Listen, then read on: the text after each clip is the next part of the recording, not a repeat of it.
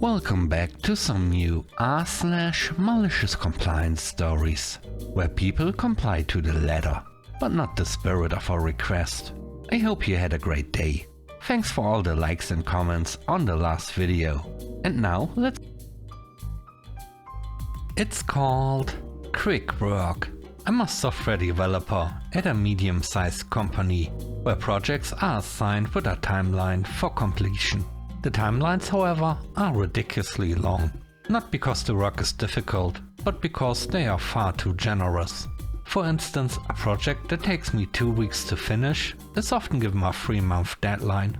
During my first 6 months, I completed projects at my actual pace, rather than stretching them out. I assumed my performance review would reflect this effort, and that I'd see a raise and bonus to match my productivity. As many of you might already guess, my raise didn't reflect my hard work. Instead, I was given the base raise guaranteed by my contract. I didn't complain. It wasn't worth the effort, but I decided to adjust how I approached my work. Since then, I've completed projects in the same 2-week time frame, but held back on submitting progress at that pace. Working from home, I've added updates incrementally to make it look like the project was progressing over the allotted 3 months.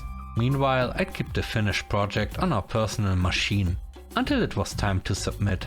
Fast forward 4 years, and I am still at the company. I spent about 2 months of the year actively working, and the rest of the time focusing on a second remote software development job. Since there are no mandatory check-ins or micromanagement at my first job, this arrangement has worked perfectly. Over time, my employer realized the value of my initial productivity and offered me a raise to return to my original pace multiple times.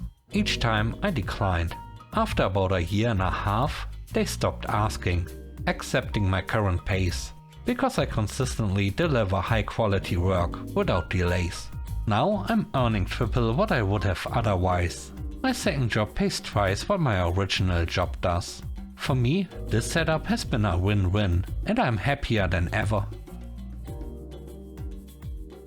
The next story is called Strict Micromanagement.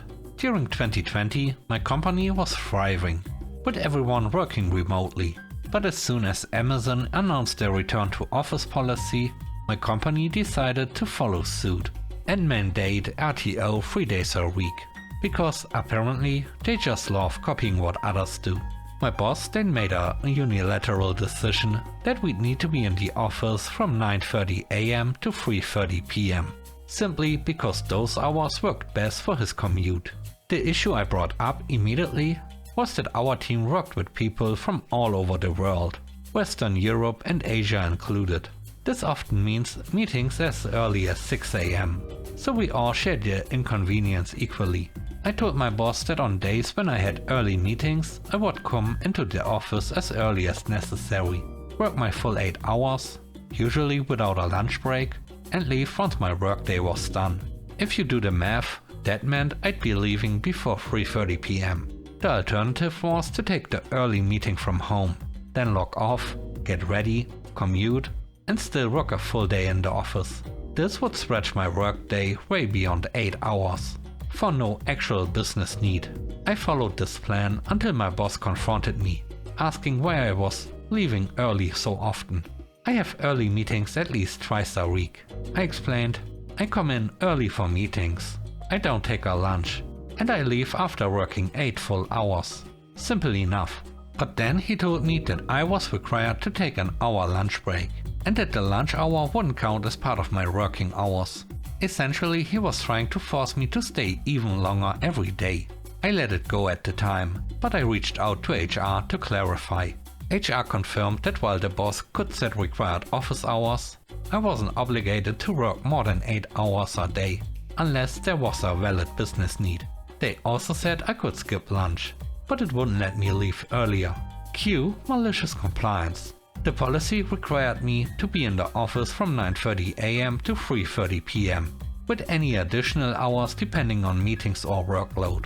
Previously, I'd been starting my day in the office at 6 AM for early calls, working my full day, and sometimes even finding ways to fill time, until the required hours were over.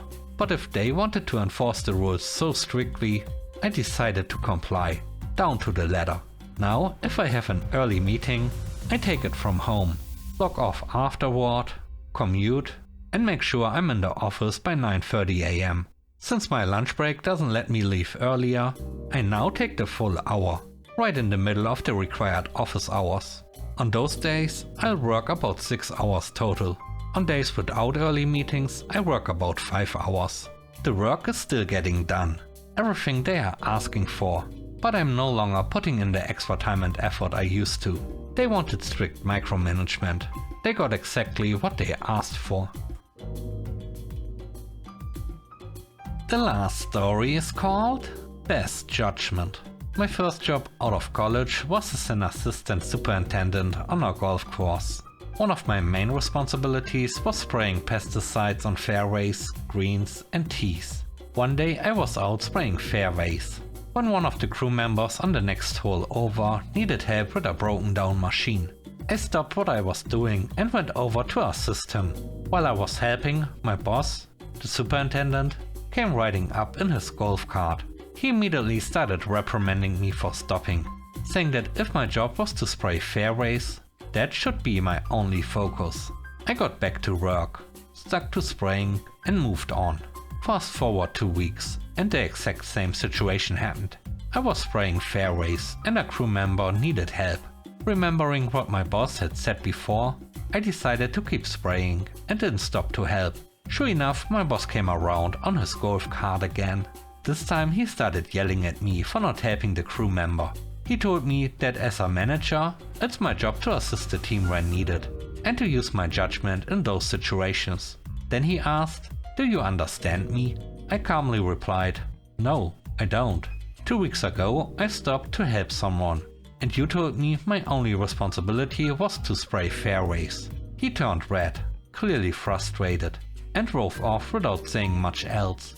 About 30 minutes later, he came back and told me, "Just use your best judgment from now on, if someone looks like they need help."